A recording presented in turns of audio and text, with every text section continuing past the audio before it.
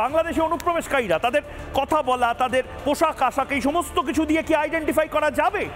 আমি জানি না কি প্রোটোকলে এদেরকে আইডেন্টিফাই করা যাবে, কিন্তু এটা বিপজ্জনক। মানস ভট্টাচার্য এই মুহূর্তে রয়েছে। মানস ভট্টাচার্য, আমরা এখনো হয়তো ভাবছি বাঁকুড়া, বিষ্ণুপুর, পুরুলিয়া, বর্ধমান, শান্তিনিকেতন বা বিভিন্ন জেলা যেগুলো রয়েছে সেগুলো তো নিরাপদ রয়েছে। বাংলাদেশে যা হচ্ছে আমার বাড়িতে তো হচ্ছে না। কর্ণাটকে ধরা পড়েছে, আমার বাড়িতে তো ধরা পড়েনি। কর্ণাটকের থেকে বিভিন্ন এলাকাতে যাচ্ছে, আমার কাছে তো আসেনি। পাকিস্তান থেকে জাহাজ, অস্ত্র বোঝাই জাহাজ আসছে চট্টগ্রামে, আমার পাড়াতে তো হয়নি।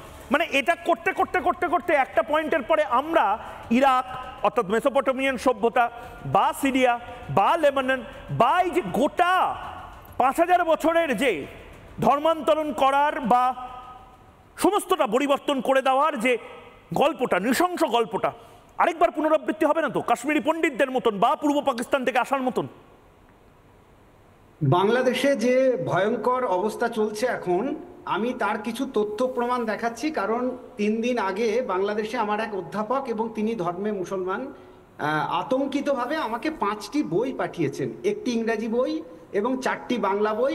পশ্চিমবঙ্গের যে কেউ চাইলে আমি সেই বইয়ের কপি তাকে দিতে পারি। আমি বইগুলো একটু দেখানোর চেষ্টা করছি, তাহলে বোঝা যাবে যে বিপদটা কড়া নাড়ছে দুয়ারে।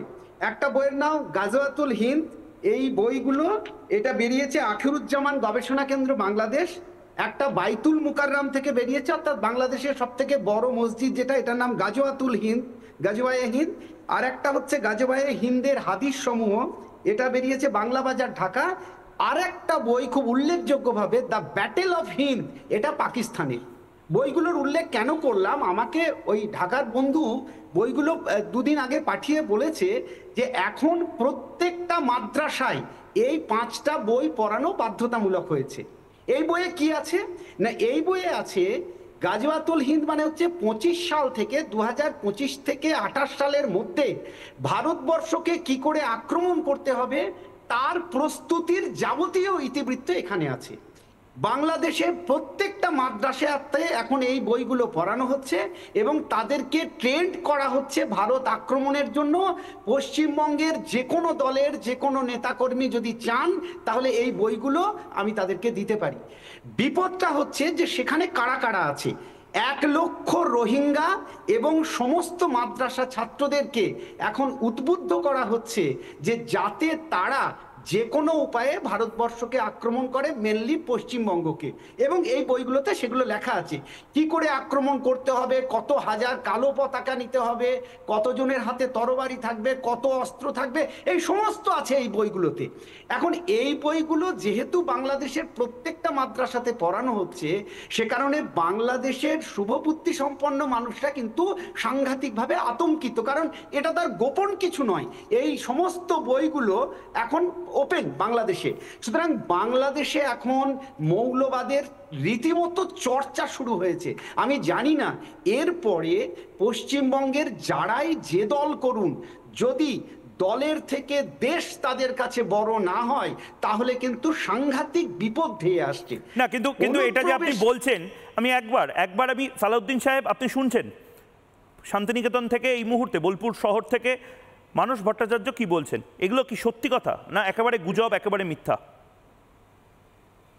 দেখুন, বাংলাদেশে 5 অগস্টের বেশ কিছু আগে থেকেই একটা জিনিস চালু হয়েছে, সেটা হলো ভারত খেদাও, হিন্দু খেদাও এই বাংলাদেশে। এবং মাদ্রাসার উনি যাদের কথা বললেন, হেফাজতে ইসলামরা গাজওয়ায়ে হিন্দকে রীতিমতো ইনস্টিটিউশনালাইজ ভাবে প্রমোট করছে। এবং ভারত হামলার ঘটনাই শুধু নয়, এটা এখানে বলা হয়নি, আমি আপনাকে পরে না হয় একটা ম্যাপ দেব। তারা একটা ম্যাপও রিলিজ করেছে যে কিভাবে ভারতের কোন কোন অংশটা তারা দখল করতে চায়।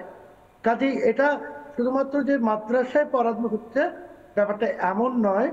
এটা বাংলাদেশের যে সংগঠন হিজবুত তাহরির, তারা বাংলাদেশের বিভিন্ন বেসরকারি বিশ্ববিদ্যালয়ে এবং কলেজে এবং স্কুলে এই বইগুলো বিতরণ করছে মানুষ, এই শিক্ষার্থীদের অনুপ্রাণিত করার জন্য যেন তারা গাজওয়ায়ে হিন্দে অংশগ্রহণ করে।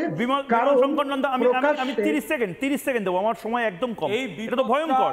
এরপরেও আমরা আলাদা আলাদা ভাবে থাকবো। ইসরায়েলের দাওয়াই কি একমাত্র ভারতের দাওয়াই হতে পারে? এই বিপদটা গোটা দক্ষিণ এশিয়ার, আমাদের দেশের তো বটেই, কারণ ভারত হচ্ছে দক্ষিণ এশিয়ার বৃহত্তম দেশ, এশিয়ার অন্যতম বড় দেশ। ন্যাচারালি এই বিপদ ঠেকাতে আমাদের সকলকে এক হতে হবে।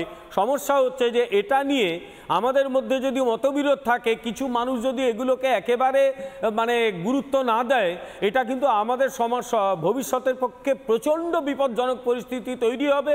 বাংলাদেশের যারা স্বাধীনতাকামী, যারা একটু লিবারেল মুসলিম, তাদের পক্ষে, আমাদের দেশের মানুষদের পক্ষে, এমনকি সিকিম, মানে এমনকি ভুটান, নেপাল, কেউই এখান থেকে বাদ যাবে না।